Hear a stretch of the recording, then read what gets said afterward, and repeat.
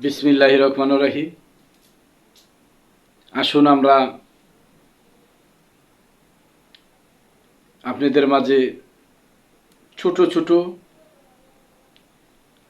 আংশিক কিছু দেহতত্ত্ব বিষয় নিয়ে আলোচনা করি। দেহের কোন অংশগুলোকে কি বলা হয়। এই পর্যায়ে আমরা লালনের একটি গানে শুনতে পেরেছি, আট কোঠরি নয় দরজা, ওরে বাজার মধ্যে মধ্যে জরগা কাটা, তার উপরে সদর কোঠা, আয়না মোহনা কেমনে আসে যায়, খাঁচার ভিতর অছিন পাখি কেমনে আসে যায়, ও তারে ধরতে পারলে মন বেরি,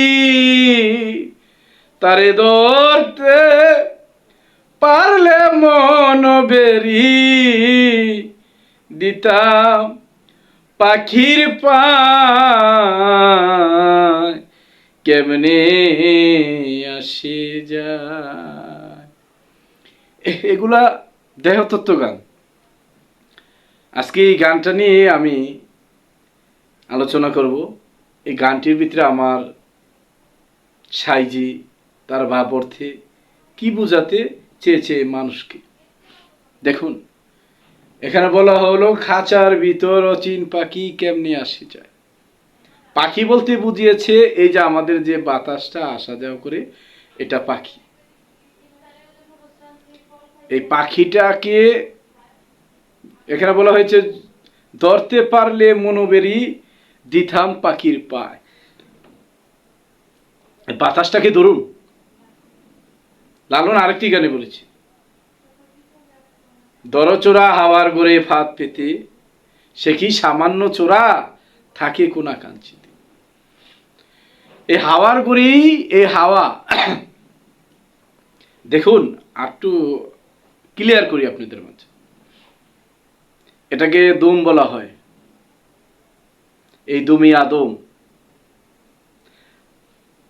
এটাতেই স্রষ্টা বিরাজমান। স্রষ্টাকে পেতে হলে, ধরতে হলে, জানতে হলে, বুঝতে হলে এই হাওয়ার সাধনা করতে হবে, হাওয়াকে ধরতে হবে।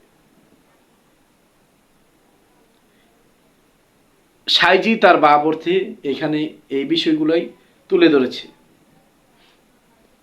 এখানে বলা হয়েছে আট কোঠরি নয় দরজা,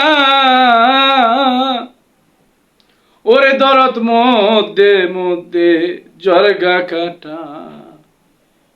এখানে আট কোঠরি বলতে কি বুঝিয়েছে আসুন আমরা একটু জানি।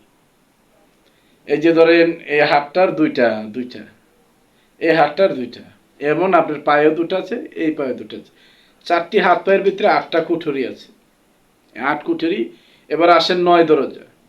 এই যে আপনি এর দেহের ভিতরে যে ছিদ্রগুলো আছে, যেমন চোখের, দুই নাকের, দুই দুই কানের, দুই নাকের, মুখের, আপনি নাভিকুণ্ডলী, এই যে আপনি লিঙ্গের মাঝে, আপনার ওই পায়খানার রাস্তায়, এই যে নয়টি দরজা,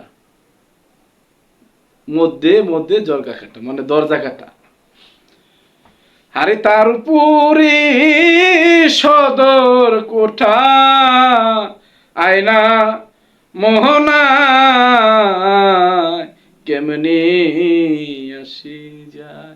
এই যে তার উপরে সদর কোঠা, আয়না মোহনা, এইখানেই আপনার সকল কিছু, এখানেই স্রষ্টার বসবাস। আসা যাওয়ার মূল কারিগরি এখানে। আসুন আমরা তারপরে অন্তরে যাই। মন তুই রইলি খাঁচারা সে,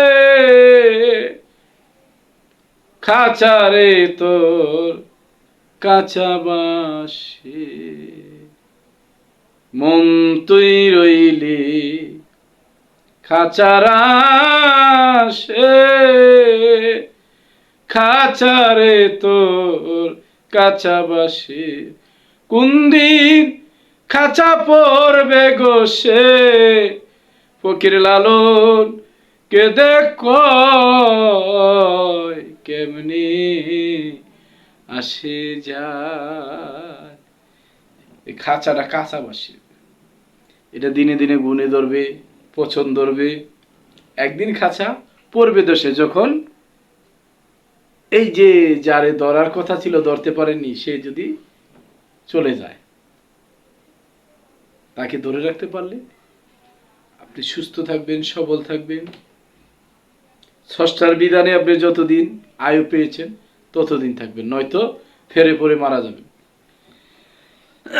সাধক লালন সাইজির তুলনা দেওয়া যাবে না, তিনি বিশ্বসেরা একজন সাধক, বাউলদের সম্রাট, বাংলার মহৎ মানুষ, তার চরণে লাখো কোটি ভক্তি।